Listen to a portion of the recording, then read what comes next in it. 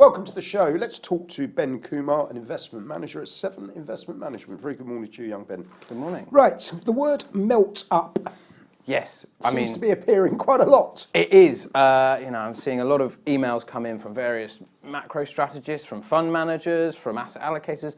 Everyone seems to be getting towards the page of, the same page of assets are melting up, particularly equities. Can you afford to be left behind? And, people have different responses. Some are saying this is the beginning of the end. Some are saying it's the beginning of the beginning. People using phrases like, a baseball analogy, this is the bottom of the ninth, it's game over soon. Others saying we haven't even started throwing the first pitch. It's a really interesting time, particularly so early in the year. Calendar years shouldn't matter. They do, though. Everyone's come back. Everyone's seen this market rally and is, I think, desperately trying to work out whether they should be in it or not. Okay, so the market this year, extraordinary. Okay, how, in terms of an investment manager, are you going to say, I'm really nervous about this market? What are the telltale signs that we are in the ninth innings, or indeed we're in the first innings? I think, so we're trying to look for signs of euphoria, right? And at the moment, I think those melt-up emails are coming in sort of a tone of disbelief and maybe reluctance that people haven't participated. I don't think we're yet at the, what's the famous adage, when your shoeshine boy tells you which stocks to pick. I don't think we're there yet. But my gardener this week phoned me up and said, Moose, should I be buying Bitcoin?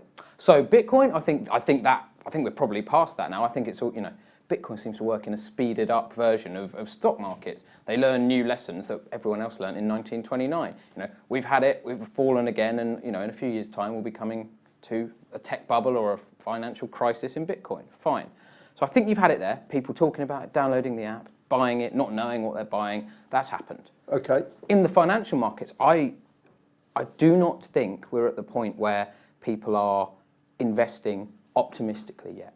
I think they are investing because they've missed returns so far. But it's been a hated bull market. It's been the most hated bull market. I don't think someone I spoke to yesterday actually mentioned the phrase panic buying in equities starting to come through because people have missed out, not because they're optimistic, but it's just look, you know what, I have to put my cash somewhere, and being in equities has been the right place. I feel like I've missed out, and now I'm going to put money in. And I think that's what you're seeing when you look at the S&P 500. Last year it had 8 days where it moved more than 1%, which is interesting in its own. Usually you get like 50 days a year where it moves more than 1%. So 8, volatility's low, we know that, cool. But what's really interesting is that intraday, there are a few times when it was down maybe 1.5%, 2% at lunchtime, but that's enough to get people in. They're looking for that smaller move to get them in. Okay, so from my perspective, looking at markets and trying to pick tops, one of the first things I learned was that you look for inconsistencies within trends at topping areas, okay? And it strikes me the S&P is consistently going one way. There's no inconsistency in terms of large trading, heavy volumes, okay? It seems to be one-way traffic, so maybe we're not at the top.